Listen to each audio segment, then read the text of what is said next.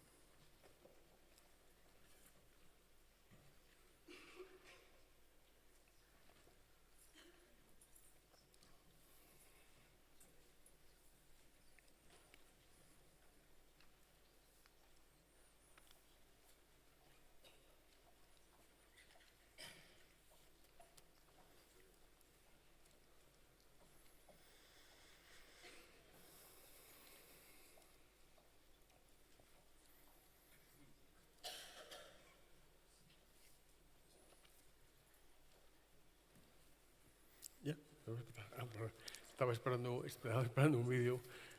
Bueno, buenos días a todos. A lo largo de este Congreso Nacional, que está siendo o ha sido un éxito, perfectamente organizado y enormemente interesante, ha tenido una importancia esencial la transformación digital.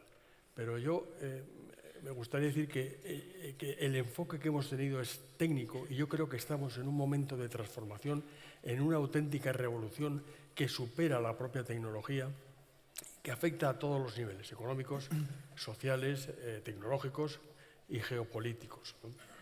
Afecta a nuestra vida profesional, en cómo nos relacionamos con nuestros clientes, cómo estamos organizando las firmas, la manera de trabajar, pero en definitiva va a suponer una convulsión sobre los pilares fundamentales sobre la que se ha apoyado nuestra sociedad en toda dimensión, ¿no? Ahora nada es lo mismo, todo está en permanente cambio y además en una rapidez y una velocidad que es verdaderamente imparable.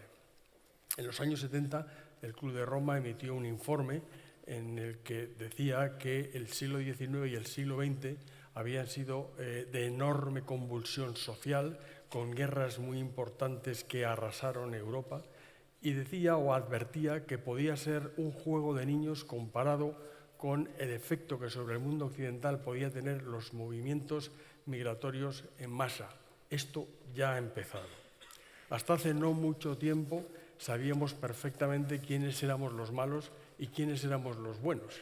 El mundo estaba gobernado por dos grandes potencias y bueno, estábamos acostumbrados a funcionar en ese entorno. Ahora, de una manera real o potencial, hay al menos cuatro potencias, que son los Estados Unidos, es China, Rusia, India, que están compitiendo a nivel global por el control de las materias primas, por el control de la tecnología y por el control del ciberespacio. En el año 2030, probablemente se estima que ningún país europeo a nivel individual pertenecerá al G20. Luego, es posible que estemos empezando una era post-occidental. Occidente va a quedar relegado a una segunda división. Para ayudarnos a interpretar este nuevo Juego de Tronos, contamos con la presencia de Pedro Baños, que es un observador privilegiado y para nosotros es un auténtico honor contar con su presencia. Pedro es coronel del Ejército de Tierra y diplomado en Estado Mayor, actualmente en la Reserva. Ha sido jefe de seguridad y contraespionaje del Cuerpo de Ejército Europeo en Estrasburgo. Ha participado en numerosas y se ha formado en numerosas acciones internacionales, entre las cuales está Bosnia y Herzegovina, y probablemente es nuestro mayor experto en temas geopolíticos, geoestratégicos, de seguridad, inteligencia y relaciones internacionales. Es además un articulista y escritor reconocido, y me gustaría resaltar que ha escrito un libro que se llama Cómo dominar el mundo, así se domina el mundo, desvelando las claves del poder mundial, de la editorial Ariel, que yo he leído con pasión y que recomiendo su lectura. Él firmará para todos aquellos que estén interesados en el intermedio ejemplares de este libro, ¿no? Pedro, en este nuevo entorno geopolítico ha comenzado ya la Tercera Guerra Mundial. La guerra ha dejado de tener un formato tradicional y es simplemente económica o digital. Y en este nuevo status quo, todavía sin definir, a mi juicio, cómo va a influir en las relaciones económicas en el mundo, en el sistema financiero, en el sistema productivo global. Alfonso, lo primero, muchísimas gracias por la amable presentación. A la organización, por supuesto, muy agradecido por haber contado conmigo y a todos ustedes también por darle las gracias por escucharme esta mañana. Lo que planteas, Alfonso, es interesantísimo. Lo primero es que ya el título es tremendamente sugerente, es decir, el nuevo duelo por quién se va a hacer con el trono. Con el trono estamos hablando del poderío mundial. Porque efectivamente existe una gran pelea por hacerse con este cetro. Hasta ahora lo había tenido Estados Unidos, y ya lo iremos comentando, pero de él han salido unos competidores muy importantes. Por un lado China, por otro lado Rusia, y efectivamente hay otra potencia de la que no solemos hablar, que es India, también tremendamente importante. Claro, y estamos en un juego, además, muy peligroso. El mundo siempre ha sido inestable, el mundo siempre ha sido complejo, pero ahora mismo hay otra serie de características que lo hacen todavía mucho más complicado, como es la inmediatez y como es la aceleración de acontecimientos. Y además, en este mundo globalizado, nos guste o no, en el que vivimos, lo cierto es que absolutamente todo lo que pasa en el mundo, aunque sea en el otro extremo del planeta, nos afecta, y como decía, de un modo inmediato, y además de una forma universal, absolutamente a todo el mundo. Pensemos, solamente por un momento, ustedes leen las noticias, lo que está pasando ahora mismo con Arabia Saudí, no sabemos en qué puede terminar. ¿Y si mañana se ponen los precios del petróleo a $200 el barril?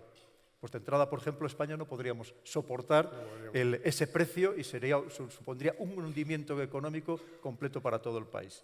Y tienes razón, Alfonso, estamos en una guerra clarísima y además cada vez más enconada, cada vez más acentuada, cada vez más agresiva. Lo que pasa es que la guerra hoy en día se hace de manera diferente. Piense que antes se utilizaban las grandes potencias, se utilizaban los ejércitos, y los ejércitos al fin y al cabo no era más que un elemento interpuesto entre los líderes, entre los reyes, entre los emperadores. Eran con lo que jugaban ellos. Pero claro, de repente no hacen falta. O hay miedo a usarlos por parte de las grandes potencias por un motivo muy sencillo. Porque resulta que aquello puede degenerar en una escalada que puede llevarnos incluso a un enfrentamiento nuclear. Entonces, no se emplean. Lo estamos viendo como las grandes potencias, si acaso combaten, pero a través de fuerzas interpuestas. Pueden ser los mujahidines en Afganistán o pueden ser los kurdos actualmente en Siria o en Irak para combatir al Estado Islámico. Entonces, ¿la guerra cómo se está haciendo actualmente? Se hace, por ejemplo, tanto en el plano físico como en el virtual, a través de los servicios de inteligencia. ¿Y cómo se hace? Pues a través de las operaciones de hackeo, de desinformación, de guerra psicológica, de propaganda, que nos afectan a todos los días, porque lamentablemente estamos terriblemente manipulados desde el punto de vista informativo, terriblemente manipulados. Y por otro lado, y sobre todo, como bien apuntabas, Alfonso, con gran acierto, sobre todo se hace a través de la guerra económica. ¿Y qué es la guerra económica? Pues es utilizar instrumentos económicos para combatir. ¿Y qué instrumentos se emplean? Pues lo estamos viendo también todos los días. Las sanciones, impedir negociar en los mercados internacionales, los bloqueos de cualquier tipo o simplemente congelar las cuentas. Es lo que está haciendo Estados Unidos con Irán. Lo que le iba a desbloquear el señor Obama, casi 200.000 millones de dólares, que tenía congelados Irán desde el año 79, desde 1979, cuando Khomeini se hace con el país y expulsa de allí al Shah de Persia. Claro, resulta que se lo vuelve a congelar. Y no solamente se lo vuelve a congelar, sino que le impide, y además entran en vigor el 100% de las medidas ahora primeros de noviembre, le impide negociar ese petróleo en los mercados internacionales. Irán lo seguirá haciendo, pero lo seguirá haciendo como la época de que tenía el embargo, haciéndolo pero a un precio muy inferior, 15 o 20 dólares por debajo del precio oficial de cada barril de crudo. Es decir, perjudicándole enormemente, porque es la manera de intentar que sea el propio pueblo el que se enfrente, se subleve contra los gobernantes y que haya un cambio de gobierno que les sea favorable, en este caso a Estados Unidos. Pero como se intenta con Venezuela, como se intenta con Corea del Norte y en tantos escenarios, porque esa es la guerra en la que estamos inmersos. Y si me permites, para hacerlo muy rápidamente, ¿por qué todo esto?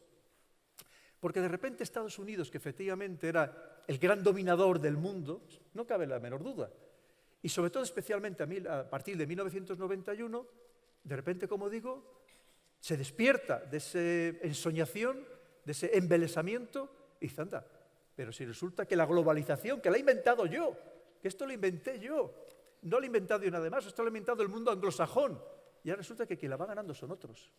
Que resulta que en febrero del 2017 viene Xi Jinping a la cumbre de Davos y resulta que dice Xi Jinping, un comunista, el comunista que manda un país comunista, oficialmente comunista, que es China, y dice, a partir de ahora yo quiero ser el abanderado del capitalismo, del libre comercio. Y dices, ¿pero esto cómo es posible? Pero si ese era mi mundo. Y claro, ¿el motivo cuál es? Muy sencillo. Resulta que en 1944, cuando ya se veía que Alemania no iba a ser capaz de ganar la guerra, por un motivo, una vez más, económico, porque al final todo tiene un contexto económico. Ante la fuerza, los hombres los ponía básicamente Rusia, pero ante la fuerza industrial y económica de Estados Unidos, Alemania no podía ganar la guerra de ninguna manera. Entonces, en aquel momento, en 1944, Estados Unidos reúne a 44 países afines, le reúne en un hotel ahí en New Hampshire, en Estados Unidos, y crea Bretton Woods, la cumbre de Bretton Woods.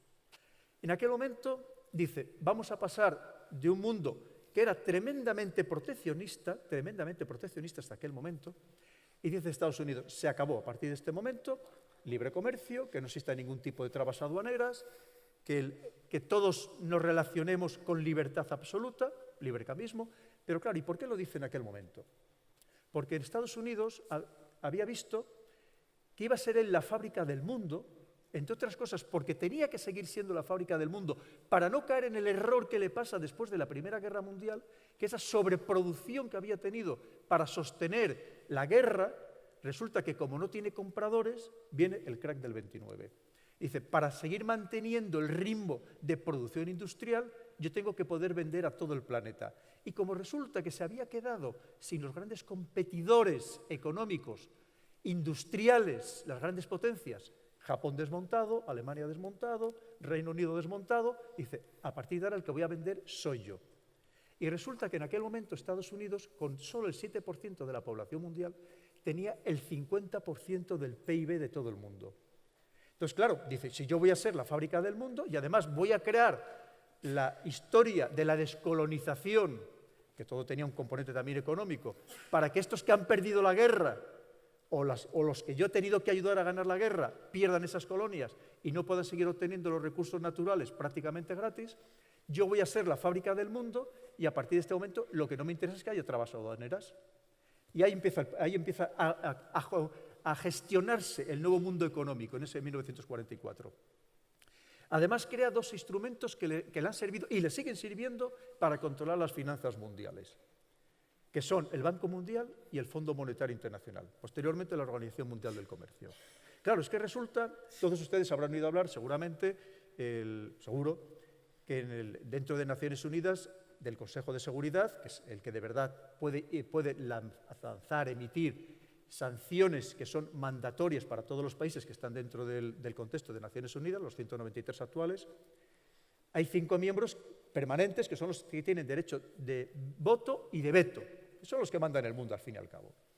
Pero muy poca gente sabe que en el Fondo Monetario Internacional también hay un país que tiene derecho no solo de voto, sino también de veto, que evidentemente es Estados Unidos, que para eso lo crea. Este dato es muy importante, fíjense ustedes. Todos ustedes han oído hablar de la Troika. Cuando decimos, ¿quién manda en Europa económicamente? La Troika. Claro, pero ¿quién es la Troika? La Troika es la Comisión Europea, el Banco Central Europeo y el Fondo Monetario Internacional. Quiere decir que indirectamente también o incluso más directamente, Estados Unidos también interviene en la política económica de Europa. Bien, pues este mecanismo, fíjense, claro, resulta que todavía durante la Guerra Fría hay una oposición. Está al otro bando, los comunistas, que ellos no están basados en los beneficios, sino estaban basados, aplicando las teorías de Marx, estaban basados en las necesidades, de satisfacer las necesidades de las poblaciones o de las comunidades. Pero claro, llega 1991. 1989 cae el muro de Berlín, 1991 desaparece la Unión Soviética, desaparece el mundo comunista y a partir de ese instante Estados Unidos pasa a ser el dueño omnímodo de todo el mundo. Para hacerse una idea, piensen que la Unión Soviética, los rusos, anclan todos sus barcos en los puertos, se están oxidando, el ejército prácticamente no recibe los salarios, quitando el ejército de Moscú para proteger el gobierno, tienen que vender el armamento, tienen que vender el combustible, los carros de combate, algunos se pasan a cualquier otro ejército que les dicen que se pasen con tal de poder mantener a las familias. Estados Unidos es el poderoso. De repente hay una sola potencia que por primera vez en la historia de la humanidad manda sobre todos los mares del mundo, solamente por hablar del tema de los mares. Fíjense, en el mundo hay solamente 12 portaaviones de propulsión nuclear. Uno francés, que es el Charles de Gaulle, y los otros 11 estadounidenses. Significa que además de todas las flotas que llevan, toda la flota que llevan de apoyo, estos portaaviones, piensen que en cada uno de estos portaaviones de propulsión nuclear llevan embarcados más aviones de combate de los que tienen la mayoría de los ejércitos del aire del mundo. Es decir, el poder es absoluto. El ejército de Estados Unidos es el mayor empleador de todo el mundo. Estamos hablando que paga la nómina todos los meses entre civiles y militares a 2,5 millones de personas. Es decir, eso da miedo, evidentemente. Es el poder absoluto. Y podríamos enlazarlo, que luego hablaremos, con el dominio del ciberespacio, el dominio, hasta ahora por lo menos, del espacio, de todo lo demás. Pero claro, como les digo, de repente, hace 3, 4 años, dice, ¿cómo es que esto que Xi Jinping ahora va a ser el abanderado del capitalismo? Pero si ese es mi territorio. Claro, y de repente empieza a echar cuentas y dice, anda, si resulta que de estos 193 países que hay en el mundo, más otros Naciones Unidas, más otra veintena que no están en Naciones Unidas, 220 países, vamos a poner en total en el mundo, resulta que yo solamente soy capaz de vender como principal exportador a 12 países y al resto de los países del mundo el principal exportador es China.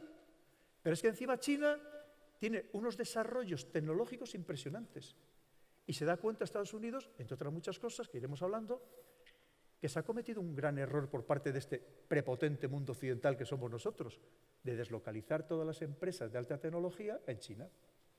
Resulta que los chinos han aprendido de esa tecnología, la han mejorado y son capaces de vender los mismos o mejores productos, pero 10 veces más baratos. Y claro, ese es el terror que le produce a Estados Unidos. ¿Por qué? Porque la historia nos demuestra que toda potencia de esta naturaleza, y sin lugar a duda China lo es, aunque nada más sea por población y por todo lo demás, la historia nos demuestra, como decía, que una vez que se consolidan económicamente, el siguiente paso es tener un ejército potente, tener unos buenos servicios de inteligencia, desplegarse en el nuevo escenario de confrontación, que es el ciberespacio, y a partir de ahí intentar dominar el mundo. A la manera china, que para nosotros es tremendamente difícil de comprender con nuestra mentalidad cartesiana, agustiniana, que no tiene nada que ver con la suya, absolutamente nada que ver, porque son idiosincrasias muy diferentes. Pero claro, y ese es el terror que tiene Estados Unidos y es la vuelta de tuerca que está intentando dar Estados Unidos para intentar recuperar ese poder. Y seguiremos hablando de ello, pero es muy importante esto que les voy a decir. A lo largo de la historia también se demuestra que toda potencia que se ha considerado decadente se ha convertido en peligrosa y en algunos casos ha terminado, y esperemos que no, en un conflicto convencional abierto de alta intensidad. Bueno, es imposible abarcar todo lo que has hablado, es imposible digerir todo lo que has hablado porque cada cereza tira de varias cerezas detrás, es imposible, ¿no? Pero volviendo un poco al tema local, el centro del mundo ha pasado del Atlántico al Pacífico. Si no estás de acuerdo, dímelo, es una pregunta, no es una afirmación. Ha pasado del Atlántico al Pacífico, ¿no? Entonces, ¿cuál es la posición de Estados Unidos respecto a Europa? ¿Está Europa en descomposición? ¿A quién le interesa una Europa descompuesta? Alfonso, es que me haces preguntas para estar hablando una semana. Bueno, pues es lo que se trata, ¿no? Bien, efectivamente. Para dar datos siempre objetivos. Miren, en el año 1900, Europa significábamos el 25% de toda la población mundial. El 25% de toda la población mundial. Actualmente somos el 8%. Hoy, a día de hoy, uno de cada tres habitantes del planeta o es chino o es indio. Uno de cada tres. Y efectivamente, hasta no hace muchos años, Europa éramos el 25% del PIB mundial. Actualmente somos el 17% y bajando. Y se estima para ese año 2030, que para mí también creo que es un punto de inflexión muy importante, nos esperan unos años 20 muy difíciles, no seremos más del 7 o el 8% del PIB mundial. Esa era la realidad de Europa. Y esto hay que enlazarlo efectivamente con una importantísima descomposición de lo que es la Unión Europea. Una Unión Europea que cada vez está más desunida en todos los planos y vamos a irlo desgranando. Si hablamos del tema militar, ahora mismo, por ejemplo, Polonia le ha ofrecido a Estados Unidos pagarle 2.500 millones de euros para que instale una macrobase militar para que proteja su territorio. Ellos ven la amenaza de Rusia. ¿Qué significa esto? Significa decir, hombre, pero vamos a ver, no estábamos creando ahora con el proyecto PESCO, no estábamos intentando crear de verdad, tener un ejército europeo. Entonces, ¿cómo es posible que un país importante como es Polonia, por población, por territorio, de repente diga que no, que quiere que le proteja, a él le proteja a Estados Unidos, que a los demás, los europeos, que el resto que hagamos lo que queramos? Y luego hay otra cosa, el ejército europeo, de verdad, de los 27, si quitamos al Reino Unido, es tremendamente complejo. Yo trabajé muchos años en ello. ¿Por qué? Miren, para que una alianza militar de verdad funcione, tienen que tener, todos sus miembros tienen que tener un enemigo común y existencial. Y no lo tenemos. Los países del sur del Mediterráneo tenemos otros problemas, empezando, como antes decías, muy bien, que es todo el tema migratorio. Los países bálticos tienen otro problema, ellos están mirando hacia Rusia, evidentemente. A nosotros aquí a Rusia, a España, nos afecta muy poco, por no decir nada.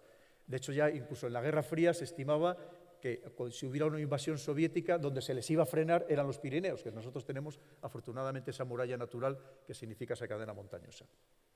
Bien, claro, eso por otro lado. Luego, si hablamos de unificar, bueno, aparte hay otros problemas. No es lo mismo países que gastan el 0,5 de su PIB en defensa que países que gastan el 2,2.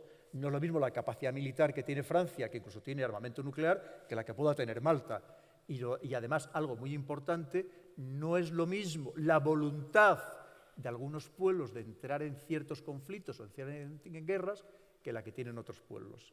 Es decir, imposible tener un ejército unificado. ¿De qué se está hablando ahora en realidad? Se está hablando de una Europa de la defensa de 2 o 3 velocidades. Pero eso también significa romper Europa. No hay una unificación. Además, hay que pensar con honestidad. Vamos a ver, nosotros estamos unidos por el débil hilo de la economía. Pero aun en este débil hilo de la economía, hay que pensar que no estamos unificados en todo.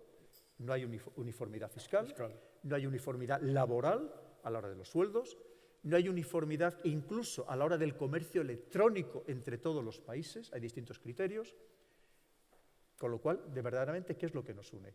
Pero es que lo peor de todo, y lo pongo también ahora en el libro, lo peor de todo es que somos competidores entre nosotros mismos.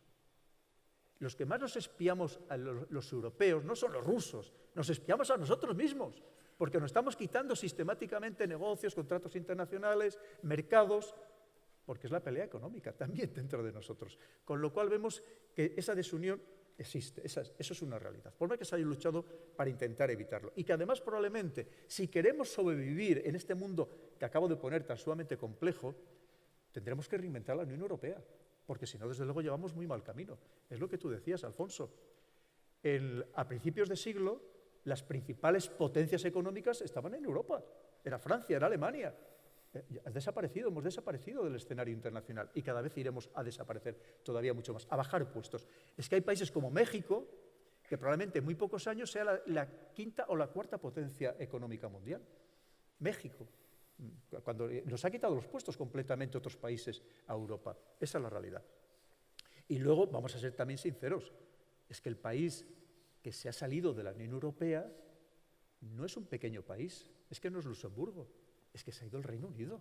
El Reino Unido, uno de los 3 países más importantes, en todos los órdenes económicos, militar, armamento nuclear, absolutamente de todo.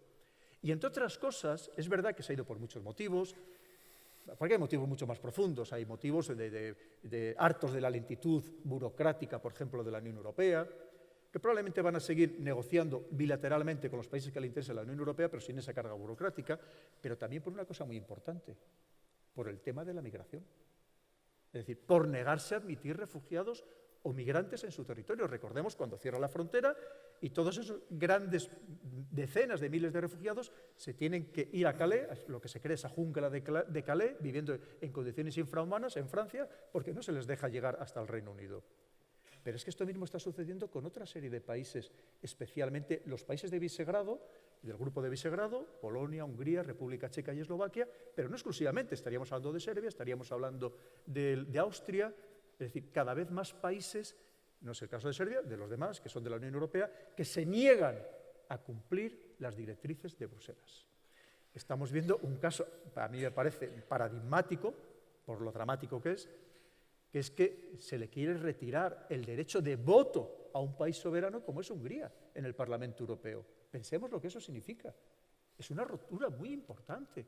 O las acusaciones que hay permanentemente por parte de los organismos europeos sobre que ciertos países, como es Polonia, otra vez más referenciamos a Hungría, de que están dejando de ser democracias, de que cada vez es más difícil que exista una libertad de prensa, cada vez es más difícil que exista una independencia judicial. Estamos hablando de cosas muy, muy serias, tremendamente serias. Y sobre todo, enmarquémoslo una vez más en este contexto internacional. Y si luego lo enlazamos con otra cosa, que puede ser que se vislumbra que en 2 o 3 años puede haber una crisis económica mundial todavía mucho más agresiva, todavía mucho más profunda, en Europa, desde luego, lo vamos a pasar bastante mal. Bueno, el panorama no es muy halagüeño, ¿no? En fin, cambiemos un poco de tercio. ¿Qué es el ciberespacio? ¿Qué es la guerra en el ciberespacio? ¿Qué se está cociendo en el ciberespacio? Claro. Hay que pensar, la pregunta es excelente, gracias Alfonso. Hay que pensar que todos nosotros vivimos ya en 2 planos, en el plano físico y en el plano virtual. Y tan importante es arreglarnos por las mañanas y ponernos de forma adecuada a la actividad que vayamos a realizar a lo largo del día, que también saber adecuarnos a vivir en ese mundo cibernético. Pero el problema es que ese mundo cibernético, ese ciberespacio, que tiene muchas funciones positivas, por supuesto, también se ha convertido en un escenario de confrontación, de guerra privilegiado, donde, como digo, no solamente luchan los criminales, que también, que intentan, pues como antes robaban en el oeste, asaltaban los bancos o las diligencias, pues ahora se asaltan o se atracan, pues, pero a través del ciberespacio, evidentemente. Pero también a través de esos servicios de inteligencia que piensen que hay países que tienen miles de personas dedicadas solamente a esas labores, de hacer operaciones de información de donde se desgajan operaciones de guerra psicológica, de desinformación, de manipulación mediática, y todo eso está metido dentro de ese mundo. Porque, claro, para condicionar a las poblaciones ya no basta con hacerlo en los medios tradicionales, también se hace, y sobre todo a la gente joven, cada vez más inmersa en estas redes sociales, en estos servicios de mensajería instantánea, se hace también a través de ese ciberespacio. Y, por supuesto, como digo, es un escenario de confrontación de primera magnitud. Tan importante, que todos los países, o la mayoría de los países, sobre todo los más avispados o los más avezados o adelantados en este campo, tienen sus cibersoldados. Ya no se habla de ciberdefensa, los países están hablando de ciberguerra, es decir, departamentos de ciberguerra. Para que nos hagamos una idea, Estados Unidos ha elevado su mando de ciberguerra, lo ha elevado a la categoría de mando estratégico, al mismo nivel de los mandos estratégicos que tiene distribuidos por todo el planeta, incluido aquí en Europa. Quiere decir que eso resalta la importancia que tiene este escenario y que además va a ir a más. Porque, como digo, cada vez vamos a estar más inmersos, y lo estamos viendo, que ahora los más jóvenes se reúnen y dicen, vamos a quedar a tomar algo en una cafetería, y se reúnen, pero porque cada uno está con su móvil, no están hablando ni siquiera entre ellos, por más que físicamente estén próximos. Y por lo tanto, es otra manera de intentar condicionar muchas veces a las poblaciones para conseguir también fines económicos, muchas veces porque toda esa minería de datos que se hace a través de Internet o esa recogida de datos para luego hacer ingeniería social es para conseguir también fines económicos. No, estaba previsto también, si alguien quiere hacer alguna pregunta, para no perder la oportunidad de charlar con Pedro, cualquiera puede hacer una pregunta, no sé exactamente cuál es el procedimiento, si a través de... Sí, a mí me encantaría, porque muchas veces a lo mejor cuento cosas que ustedes ya saben. Yo prefiero que intentar resolver alguna duda o crearse alguna inquietud más. Pero en cualquier caso, que ustedes me preguntaran. Bueno, hay una primera pregunta que ata mucho con lo que acabas de comentar. Me preguntan si creen que en estos momentos, de la misma manera que hay robots que deciden inversiones, las máquinas ya están decidiendo ataques cibernéticos, o hay un hacker detrás o un equipo de hackers que diseñan el ataque. Bien. Hay que pensar que por más que avance la inteligencia artificial, por más que avance la robotización, siempre hay un ser humano que programa esas máquinas. Es decir, eso, por ejemplo, ahora mismo hay un debate de decir, oye, pues a lo mejor en vez de tener jueces o magistrados, pues que decida una máquina, que sería absolutamente aséptica, y más en un sistema donde pues, los jueces se postulan ideológicamente. Pues vamos a buscar una máquina que la haga, un robot que la haga de una manera absolutamente aséptica. Pero claro, el problema es que eso nunca va a existir, porque esa máquina siempre habrá habido alguien que la haya programado con una ideología determinada o con una tendencia determinada. Es verdad que lo siguiente sería, entonces, los robots que a su vez se crean a sí mismos. Eso sería, de momento, es ciencia ficción, aunque puede ser que sea realidad en breve. Pero siempre, o por lo menos lo que yo creo es que siempre habrá alguien que controle esas máquinas, siempre. Y al final siempre habrá alguien que siga ejerciendo ese poder basado en las características y en las condiciones humanas, en esas pasiones que arrastran al ser humano, de las ansias de poder, de imponer su voluntad sobre los demás, que es un poco lo que nos puede pasar. Antes comentábamos, antes de entrar, que ahora parece ser que hay una universidad estadounidense que ha creado lo que ellos consideran que va a ser certificadores de la verdad para los medios. Y ayer por la noche lo oía, viniendo hacia aquí, que hablaban de que ya había 2 periódicos españoles que se habían unido a esa certificación de la verdad, que eran concretamente El País y el ABC, por lo que hoy. Claro, el problema es que entonces la verdad no la va a contar ahora una universidad americana, ¿cuál es la verdad? O incluso saben ustedes que ahora Facebook está creando en Barcelona, además con 500 empleos, también que dice que va a ser el supervisor de la verdad. Y vuelvo a decir lo mismo. Entonces, ¿qué pasa? Que a partir de ahora Facebook va a ser el que nos diga cuál es la verdad de lo que pasa en el mundo. Evidentemente, la verdad tiene muchas aristas, tiene muchas caras, como para ser tan fácil de determinar o de concretar o de asegurar de esa manera tan sumamente fehaciente. Ahora mismo hay otro debate muy bueno, lo habrán oído comentar, que el Parlamento Europeo está pensando en llamar a los robots, llamarles personas, que tengan categoría jurídica de persona. Claro, lo que hay detrás, evidentemente, se pueden imaginar que es muy sencillo, porque al momento que se les considere persona, pagarán impuestos. Claro, que al final es de lo que se trata, de que también los robots paguen impuestos. Contribuyan a la seguridad social. Pues contribuyan al sistema. Hay preguntas interesantes, la verdad. ¿Y hasta qué punto cree usted que los procesos electorales europeos han sido alterados por potencias extranjeras a través de redes sociales, como aparentemente ha pasado en los Estados Unidos? Bien. A lo largo de la historia no ha habido ninguna potencia que no haya intentado influir en quién gobierna en las potencias menores. Es obvio. Todo el mundo, los poderosos intentan tener gobiernos afines, pero eso ha pasado siempre. Datos absolutamente objetivos. Desde la Segunda Guerra Mundial, Estados Unidos ha interferido en más de 100 procesos electorales, en más de 100, y en algunos casos dando golpes de Estado. La Unión Soviética en su momento se estima que participó aproximadamente en unos 60. Es decir, esto es un clásico. Que evidentemente, pensando en la afinidad ideológica, es una afinidad de un mundo neoconservador, tanto del señor Putin como del señor Trump. Al señor Putin le interesara que saliera el señor Trump elegido antes que la señora Hillary Clinton, con la que tenía un enfrentamiento a muerte y que probablemente hubiera acelerado un enfrentamiento de una tercera guerra mundial abierta, pero abierta me refiero convencional absoluta. Entre otras cosas, pensaba haber tomado, según la señora Hillary Clinton, la medida de imponer una zona de vuelos prohibidos en Siria, cuando resulta que allí los yihadistas, las fuerzas digamos, rebeldes, opositoras, no tiene ni siquiera un helicóptero, con lo cual, evidentemente, esa zona de exclusión aérea iba dirigida exclusivamente a los aviones rusos, y aquello podía haber degenerado, como digo, en un enfrentamiento abierto.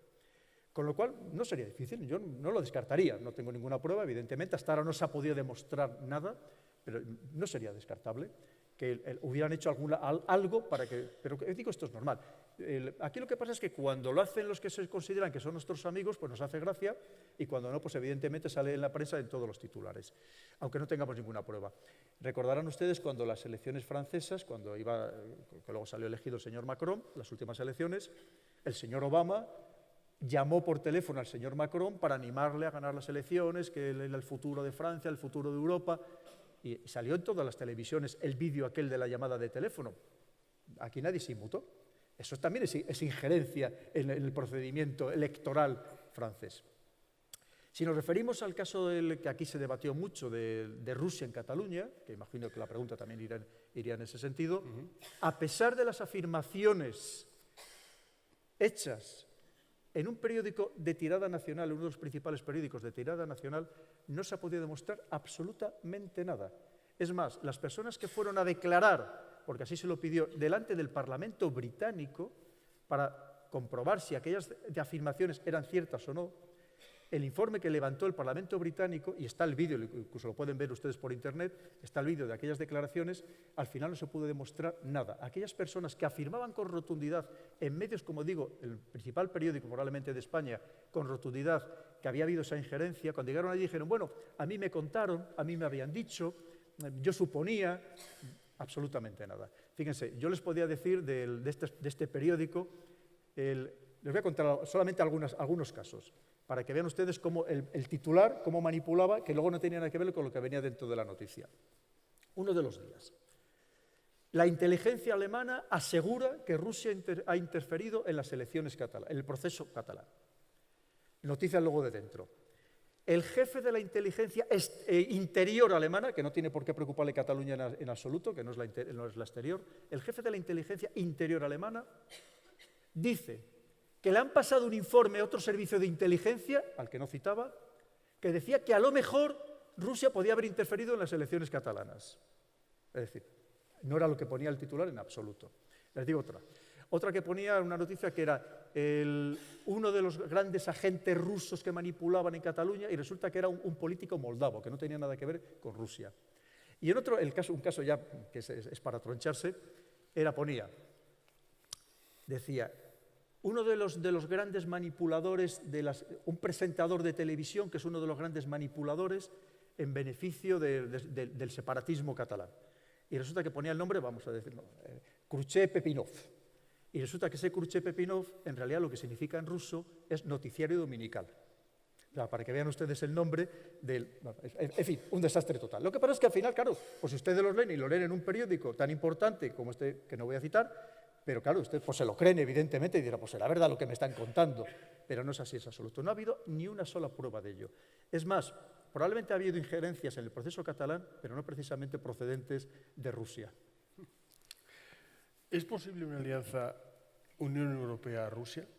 ¿Está Estados Unidos, no digo dejando caer, pero debilitando Europa precisamente para cortocircuitar esta posibilidad? Por no citarme a mí mismo, que luego ya me han acusado muchas veces de ser agente soviético de la KGB, fíjense que ha desaparecido hace tantos años, bien, dicho por los principales estrategas o geopolíticos americanos, como puede ser el señor Brzezinski, como puede ser Kaplan. A Estados Unidos le interesa una Europa que no esté rota, pero débil, evidentemente, y sobre todo que no se una bajo ningún concepto con Rusia, porque entonces sí que tendría la mayor amenaza, el mayor peligro que pueda suponerle incluso muy por encima de lo que hoy en día pueda ser China, con todo lo que les he contado. ¿Por qué? Piense que estaríamos hablando, no solamente estaríamos hablando ya de unos casi 700 millones de personas, estamos hablando de tener la principal o de las principales tecnologías del mundo. Muy poca gente sabe que la Agencia Espacial Europea ha podido desarrollar todo lo que ha desarrollado ahora mismo, todos los medios que tenemos en el espacio, gracias a científicos rusos, Recordemos que es que los rusos en su momento fueron los pioneros de toda la exploración espacial, los primeros que pusieron un animal en el espacio, un hombre en el espacio y la primera mujer en el espacio, que es un tema mucho más desconocido. Pero es que estamos hablando de que además Rusia no solo es el mayor territorio de todo el planeta, que duplica en extensión a los dos siguientes países, sino que tiene recursos prácticamente infinitos. Y por si fuera poco, tiene todos aquellos recursos de los que carecemos el resto de Europa. Los europeos, la Unión Europea, somos terriblemente deficitarios en energía, tanto en petróleo como en gas. Importamos prácticamente todo. Pero es que Rusia lo tiene en abundancia y lo tenemos ahí mismo, por carretera.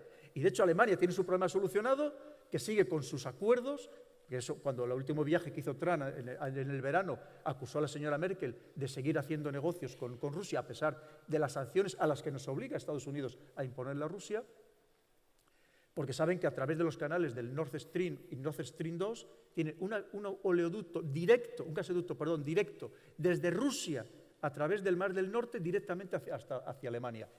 Alemania tiene el problema resuelto. Bien, cada 3 años la Unión Europea emite un informe de los recursos que son absolutamente imprescindibles para seguir manteniendo el tejido industrial europeo. Básicamente son minerales estratégicos, de los que no tenemos en Europa y que tenemos que importar y almacenar cantidades importantes como reserva estratégica en caso de que en algún momento nos corten el suministro. Pues todo lo tiene, absolutamente todo lo tiene Rusia.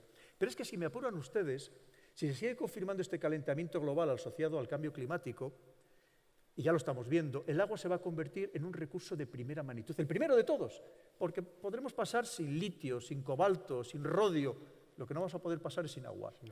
Y de hecho, ahora mismo los principales grupos de capital riesgo y las principales multinacionales están comprando ya el sector del agua en todo el mundo.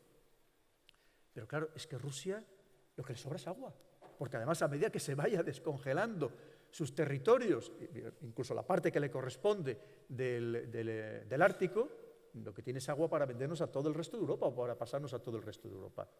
Ahora, claro, si se conformara esa unidad, que yo no digo que entrara dentro de la Unión Europea, digo algún tipo de relación más estrecha, por supuesto ahora digo que está rota, evidentemente para Estados Unidos nos convertiríamos en su principal adversario, bajo todo punto de vista, tanto sobre todo económico, por supuesto, estamos hablando, si tenemos tecnología, tenemos recursos y tenemos digamos, una población muy bien preparada, con cultura, con historia, que también es importante, le haríamos la sombra, no la sombra, seríamos los más potentes. Eso Estados Unidos no lo puede permitir bajo ningún concepto. No, además el calentamiento global también está abriendo rutas nuevas por el Ártico que están controladas en una parte muy importante por Rusia, Canadá y Estados Unidos. De hecho, de las dos rutas que hay, la que se considera que es más viable, y de hecho ahora mismo ya están viniendo los primeros barcos, desde Asia están pasando para Europa, es a través de la costa rusa. Claro, ¿no? Hay un tema que tampoco hemos mencionado, que quizá es ciencia ficción. Bueno, aquí ya no hay ciencia ficción, es ciencia real y tangible, ¿no? La carrera del espacio. Ahí la colaboración entre las grandes potencias aparentemente es intensa. Hay proyectos ruso-americanos, los Estados Unidos la Unión Europea está participando también en determinados proyectos.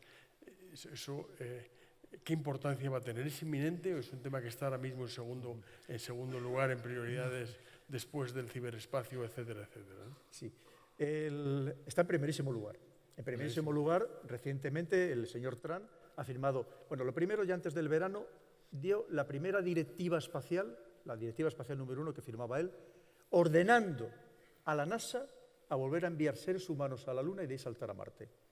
Y recientemente ha creado el mando del espacio, que hasta ahora dependía del Ejército del Aire, era un apéndice del Ejército del Aire, y hay un mando espacial diferenciado de nivel estratégico para intentar también combatir en el espacio.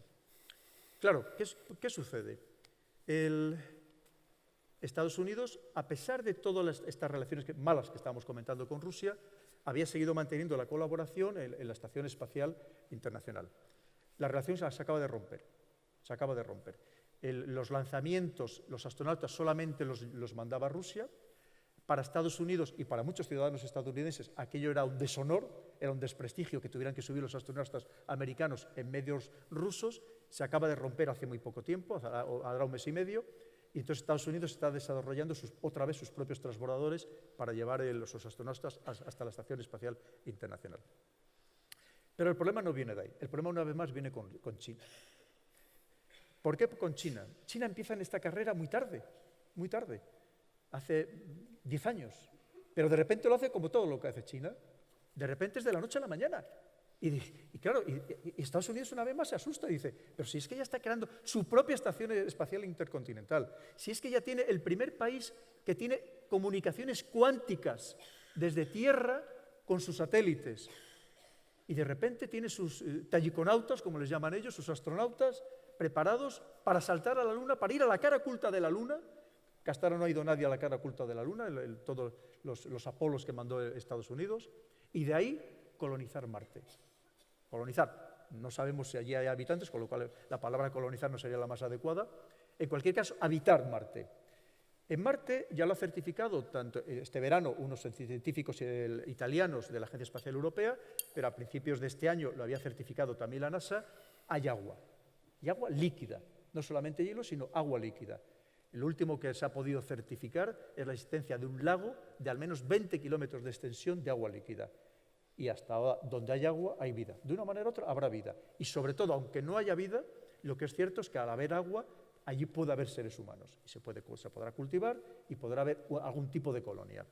Claro, es que China tiene problemas terribles. Terribles, que además yo los comparo, y también ese símil a mí creo que es muy significativo, con lo que le pasaba a Japón antes de la Segunda Guerra Mundial. Y por eso entra en la guerra. Por eso tiene que ir a la guerra. ¿Qué le pasaba a Japón? Que le sigue pasando. Superpoblación y déficit de recursos para alimentar tanto a su población como el tejido industrial. Lo que pasa es que la situación de China es a lo bestia. Es decir, perdón, si estamos hablando de más de 1.400 millones de habitantes, es decir, el 22% de los habitantes de todo el planeta, y resulta que tan solo tiene el 8% de las tierras cultivables y el 7% de los recursos hídricos, cuando encima consume el 20% de todos los alimentos del planeta, el 20%, pues significa que tiene que conseguir tierras cultivables allí donde puede, y de hecho ahora mismo los está comprando, alquilando en una veintena de países, o intentar llevarles al espacio. Algo tiene que hacer, porque desde luego, si Estados Unidos además que le está acercando estratégicamente a través de Taiwán, de Corea del Sur, de Japón, de Australia, de Afganistán, evidentemente a China tiene que ir a algún sitio, y si no, estallarán y entonces después también habrá un conflicto. Bueno, una pregunta, quizá ya para ir terminando además. Dice, ¿es Estados Unidos y Arabia Saudita el nuevo eje del mal? Vamos a diferenciar un poco. Hay que pensar que las alianzas en el mundo internacional son siempre efímeras. Aquí no hay ejes del mal ni ejes del bien. Lo que hay son cada uno luchando por sus propios intereses. No hay buenos y malos. Nos parecen buenos y malos dependiendo de qué lado estemos. Aquí nos dicen, ¿Rusia es mala? Pues hombre, depende. Si tú te pones del lado de los rusos, ellos están haciendo lo que creen que tienen que hacer. Si te pones del lado de los chinos, que nos están invadiendo, o de momento solamente a través de la economía, pues también lo ven como algo lógico, lo estamos comentando, ellos ven sus necesidades. Es decir, no hay ningún eje, creo yo, del bien y del mal. Lo que es verdad es que hay ejes que son, digamos, un tanto peligrosos, sobre todo para nuestros sistemas y valores democráticos. Y eso no lo digo porque ahora acaba de pasar el caso Khashoggi.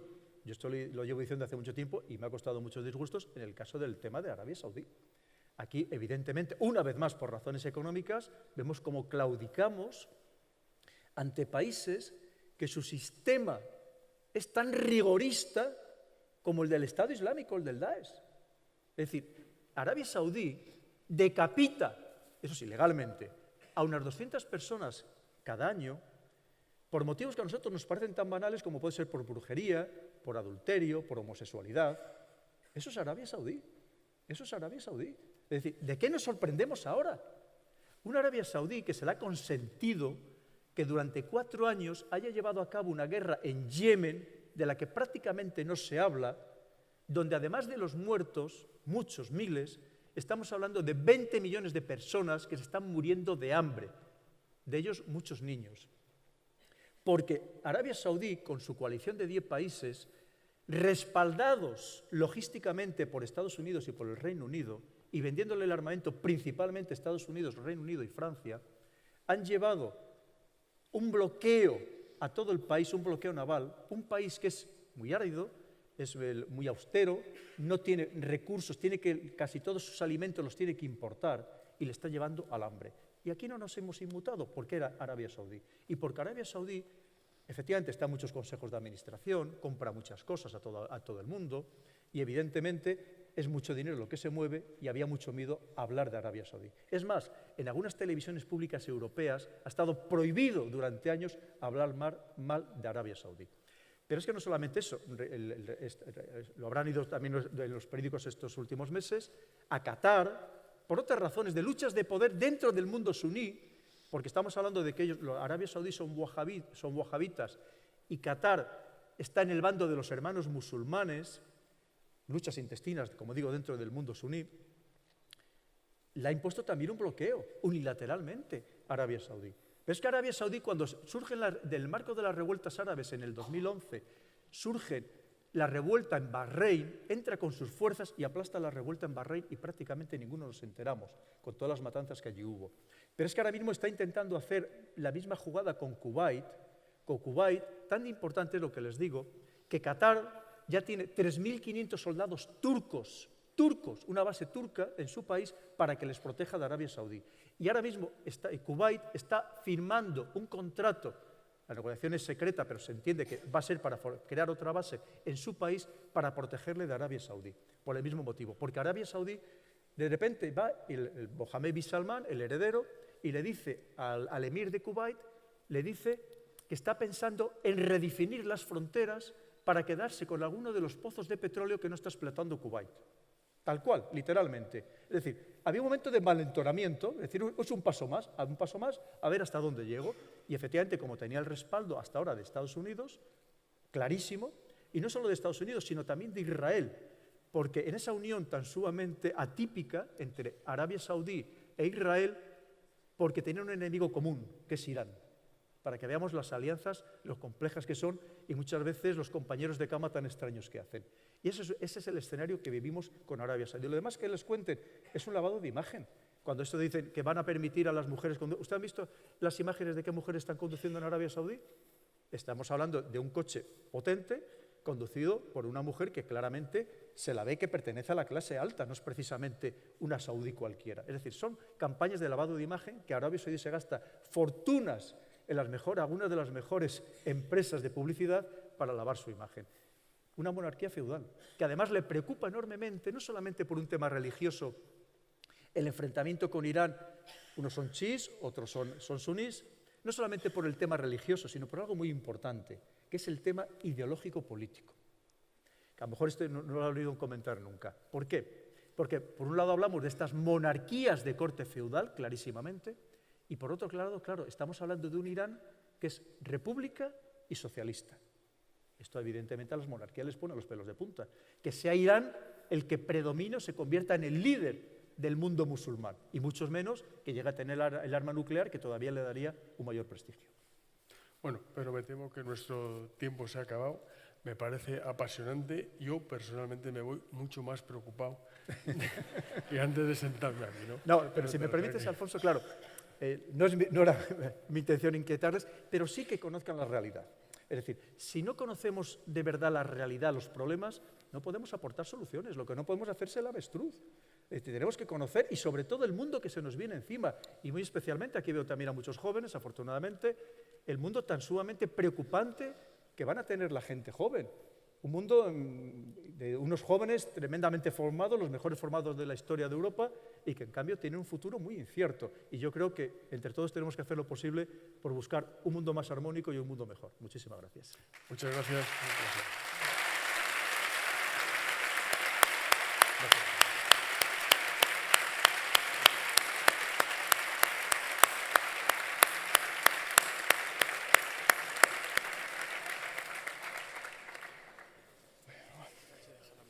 Muy bien, muchas gracias.